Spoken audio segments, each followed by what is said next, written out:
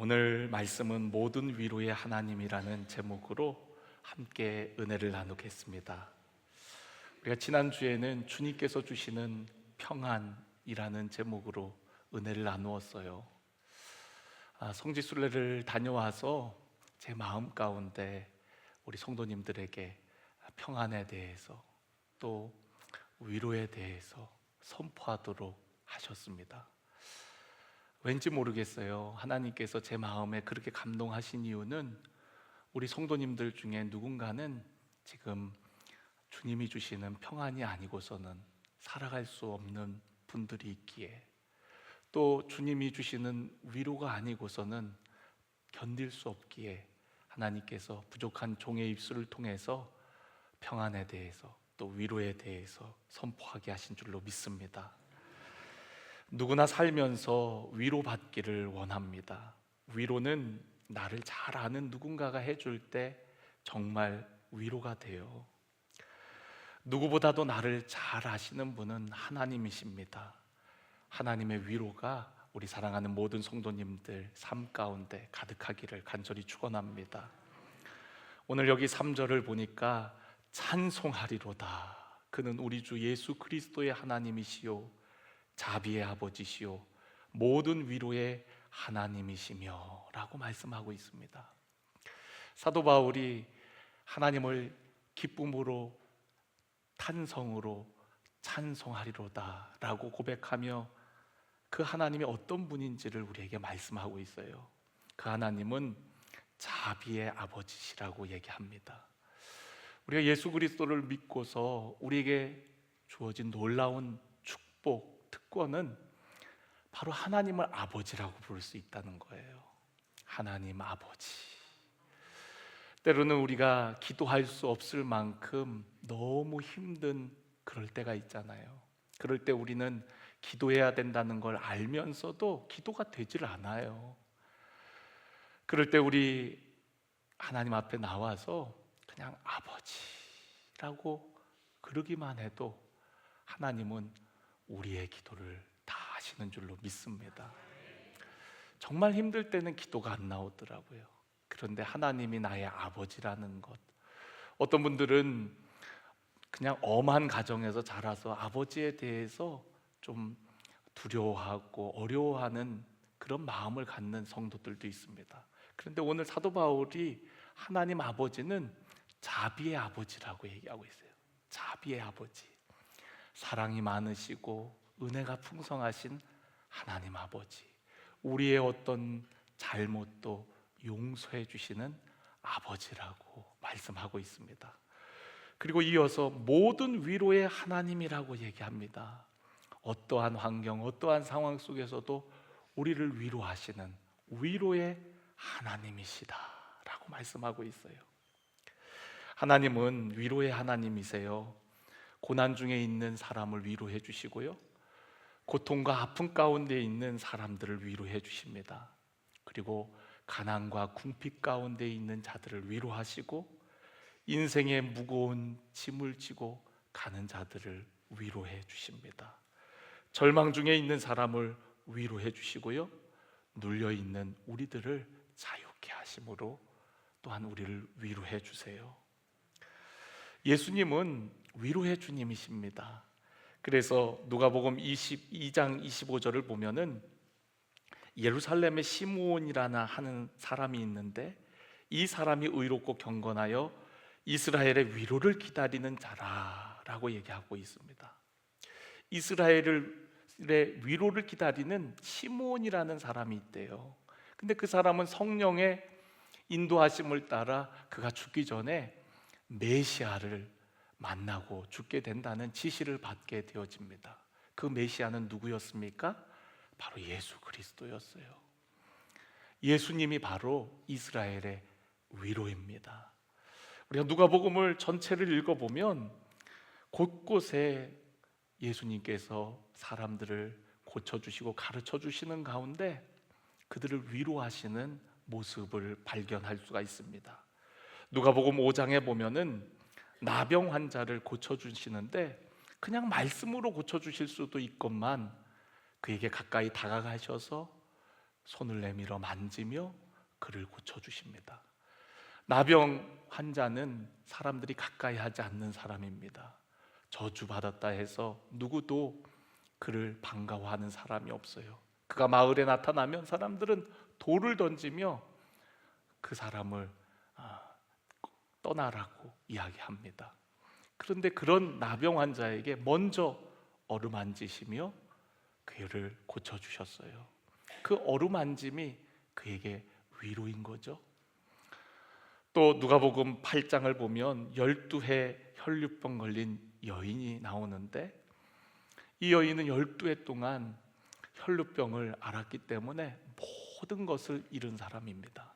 가족도 그를 떠났고 그녀의 보호자도 보이질 않습니다. 그런데 그 여인을 고쳐줘요. 그의 옷깃을 만졌을 때 그 몸이 낫게 되어집니다. 예수님께서 누가 나를 만졌냐고 하면서 그 여인을 찾으세요. 숨길 수 없음을 알고서는 예수님 발 앞에 엎드리게 되어지죠. 그런데 예수님께서는 그 여인에게 이렇게 말씀하세요. 딸아, 내 믿음이 너를 구원하였으니 평안히 가라. 이 이야기의 전후 문맥을 보면은 12살 된 야이로의 딸을 고쳐주기 위해서 가는 도중이었습니다. 12살 된 그 딸은 보호자가 있었어요. 아버지가 회당장이었습니다. 그런데 이 여인에게는 아무도 없었어요. 그를 보호해줄, 누군가가 그를 위해서 대신 뭘 해줄 그런 사람이 없었습니다. 그런데 예수님께서는 그녀를 딸이라고 부르세요. 하나님이 보호자라는 거죠. 딸아, 내 믿음이 너를 구원하였으니 평안히 가라. 딸아라는 말이 그 여인의 마음을 위로하는 말이 된 것이죠. 또 누가복음 19장에 보면 삭개오가 등장합니다. 삭개오는 세리였습니다. 사람들이 경멸하는 사람이었어요. 세리 중에도 세리장이었습니다. 아무도 그와 교제하기를 꺼려했습니다. 그런데 예수님께서는 그의 이름을 불러주시고 그의 집에 들어가십니다. 그가 너무 감동하여 자신의 삶을 뉘우칩니다. 예수님께서 그 삭개오에게 뭐라고 말씀하시죠? 오늘 구원이 이 집에 이르렀으니 이 사람도 아브라함의 자손이미로다. 민족을 배신한 배신자라고 사람들은 수군거렸고 죄인 중에 죄인이라고 여겼습니다. 그런데 예수님께서는 그런 삭개오를 이스라엘 백성 아브라함의 자손이미로다 라고 그렇게 선언해 주셔요. 그 말이 삭개오의 마음에 큰 위로가 된 것이죠. 여러분은 어떻게 위로를 받기를 원하시나요? 어떤 분은 따뜻한 말 한마디가 위로가 된다는 분들이 계시고요, 어떤 분들은 그냥 누군가가 나를 꼭 안아줬을 때 위로가 됐다는 얘기도 하십니다.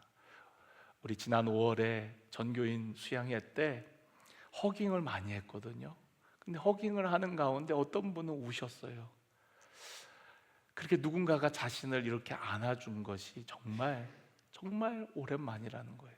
안아주는 것만으로도 위로가 됩니다. 또 어떤 사람은 토닥토닥 어루만져주는 것, 그게 또 마음까지 위로가 될 때가 있다고 얘기합니다. 또 어떤 사람은 물질적 보상이 위로가 된다고 해요. 그래서 한 해 동안 열심히 일하고 보너스가 생겼을 때 그것이 마음의 위로가 된다고 합니다. 예수님은 우리의 연약함을 긍휼히 여기시는 위로자입니다. 뿐만 아니라 성령님이 우리의 위로자이신 줄로 믿습니다. 예수님은 또 다른 보혜사를 너에게 보내주신다 그랬어요. 예수님도 위로자이지만 또 다른 위로자, 보혜사는 위로자, 상담자, 변호자라는 뜻이거든요. 또 다른 위로자를 우리에게 보내주시겠다라고 말씀하십니다. 그 성령님은 우리 안에 거하시면서 가르치고 생각나게 하시고 우리를 인도해 주세요.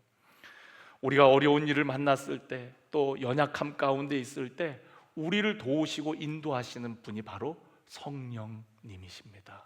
성령님께서 오늘 저와 여러분 가운데 함께 하셔서 우리의 마음을 위로해 주시고 힘을 얻게 하시는 줄로 믿습니다.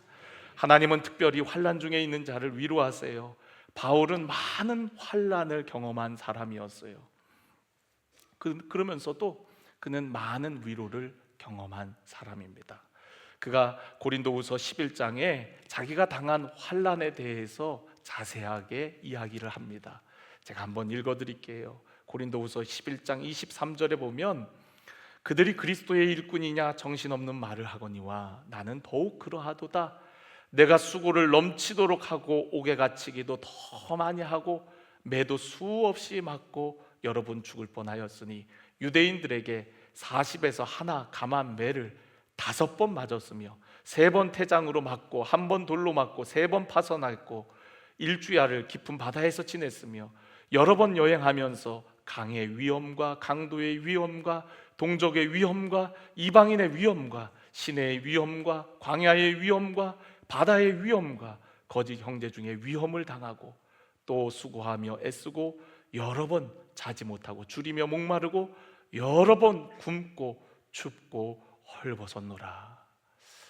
정말 사도 바울처럼 이렇게 많은 어려움을 당한 사람이 있을까 싶습니다. 28절에 보면 이 외의 일은 고사하고 아직도 날마다 내 속에 눌리는 일이 있다라고 얘기합니다. 곧 모든 교회를 위하여 염려하는 것이라. 그런 환경적인 어려움도 있었지만 그의 마음을 늘 힘들게 하는 일이 있는데 그것이 바로 교회를 향한 염려라라고 이야기를 합니다. 사도 바울은 정말 수도 없이 어려움을 당했던 사람이에요. 죽을 고비도 여러 번 넘겼던 사람이었습니다. 그런데 그런 어려움 가운데에서도 누구보다도 하나님의 위로가 많았던 사람입니다. 하나님께서 사도 바울을 쓰시고자 부르셨는데 왜 사도 바울의 인생에 그렇게 많은 고난과 어려움이 있었던 걸까요? 우리가 하나님을 믿고 하나님을 따른다면 이제부터는 어려움 없고 그냥 만사 형통만 있으면 얼마나 좋겠습니까? 그런데 왜 하나님께서 부르시면서 그에게 고난도 허락하신 것일까요? 우리가 성경을 가만히 읽어보면 성경 속에 많은 인물들이 보면은 어려움이 없던 사람이 없습니다. 우리 믿음의 선배들 다 살펴보면 그들의 인생 가운데 고난이 다 있었어요. 때로는 광야를 지나고 때로는 아픔과 고통 가운데 부르짖었어요. 하나님께서 우리에게 그러한 광야를 지나게 하실 때, 고통의 터널을 지나게 하실 때에는 분명한 목적이 있는 줄로 믿습니다. 그 고난 가운데 있을 때에는 잘 몰라요. 그때 당시에는 왜 하나님께서 내게 이런 고난을 주셨는지 우리는 알지 못합니다. 근데 시간이 지나고 한참이 지난 후에야 그 고난의 목적을 알게 되어집니다.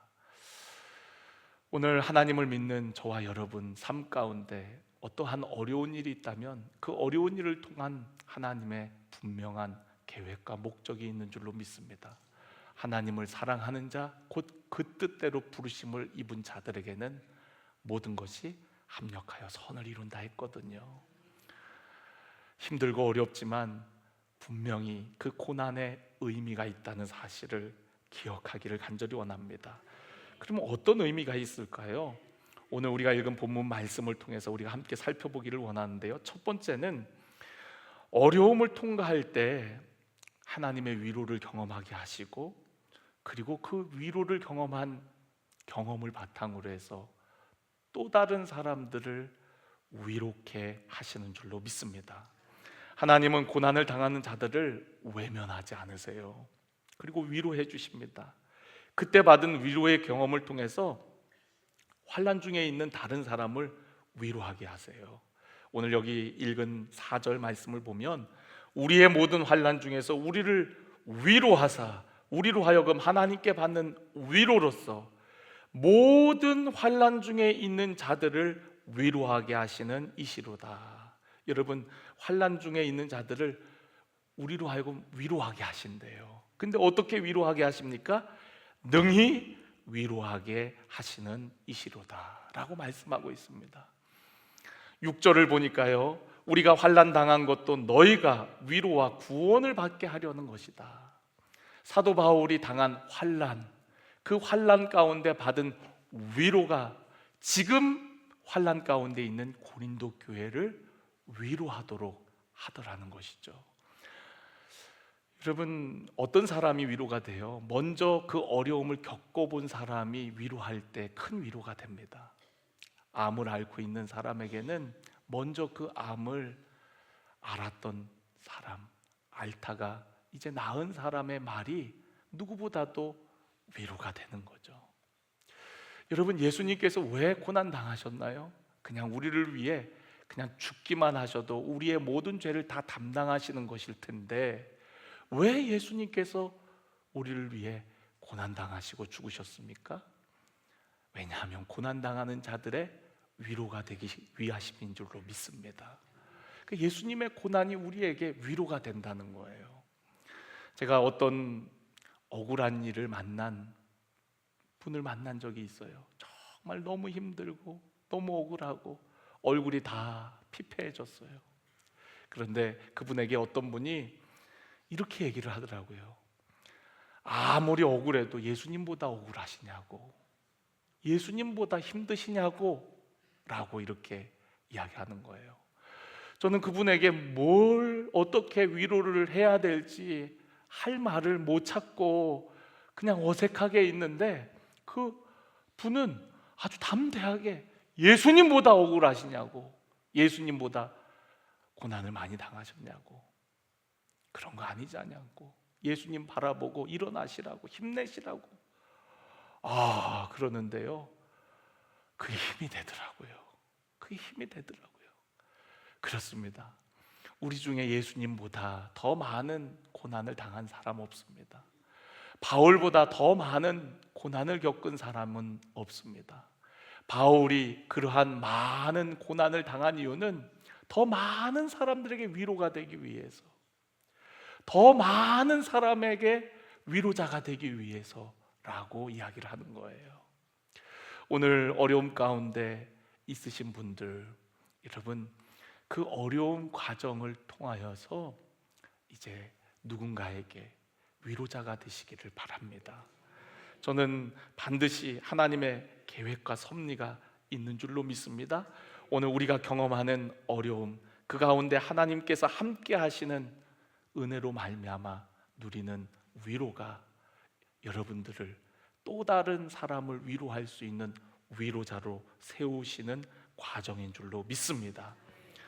또한 우리에게 고난을 허락하시는 두 번째 이유는 자기 자신을 의지하지 않고 오직 하나님만 의지하도록 하기 위함이라고 말씀하고 있어요.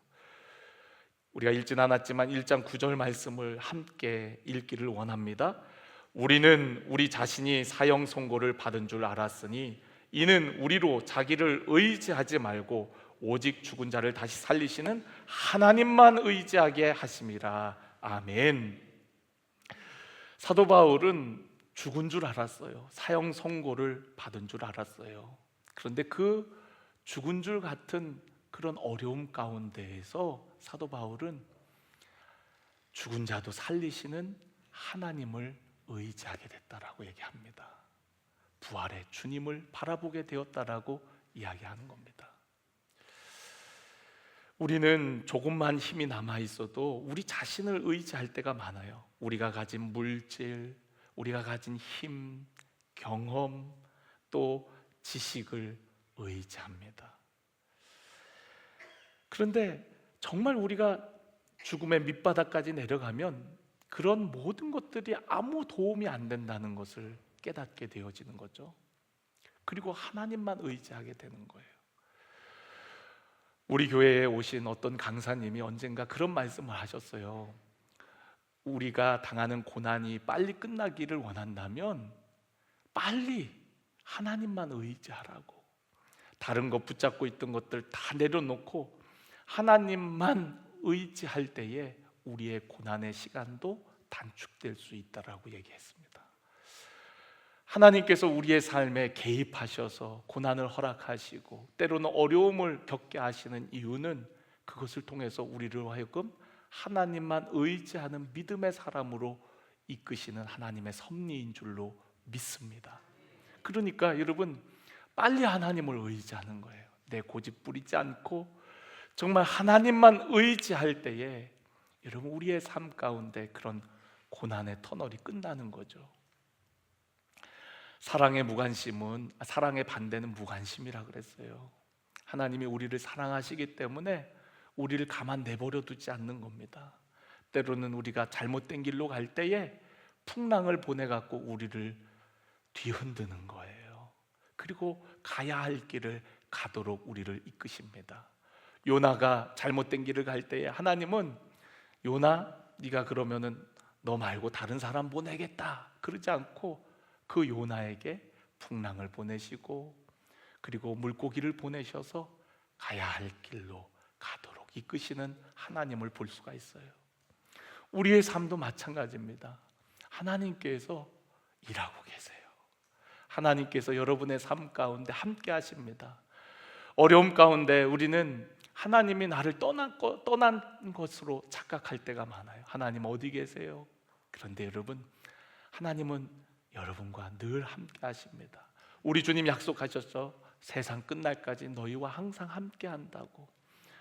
때로는 내 곁에 아무도 없는 것 같은 그 순간에도 우리 주님 함께 하시고 여러분 삶 가운데 섭리하시고 역사하고 계신 줄로 믿습니다. 오늘 우리가 온전한 믿음으로 하나님만 의지하기를 간절히 축원합니다. 마지막으로 여러분, 환난 가운데 받은 위로로 우리를 위해 이루실 온전한 구원을 소망하게 되는 줄로 믿습니다. 10절을 보니까요, 그가 이같이 큰 사망으로 우리를 건지셨고 또 건지실 것이며 이후에도 건지시기를 그에게 바라노라.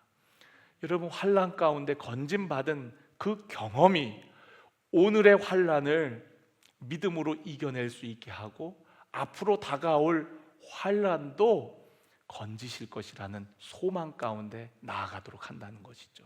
그래서 여러분, 우리가 신앙의 경험이 참 중요합니다.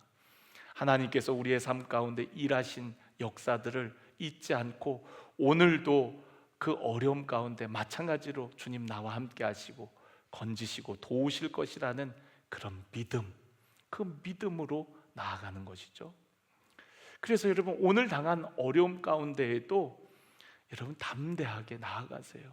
하나님이 지금까지도 함께 하셨고 은혜 베풀어 주셨는데 지금 상황 가운데에도 마찬가지로 도우시고 건져 주실 줄로 믿습니다.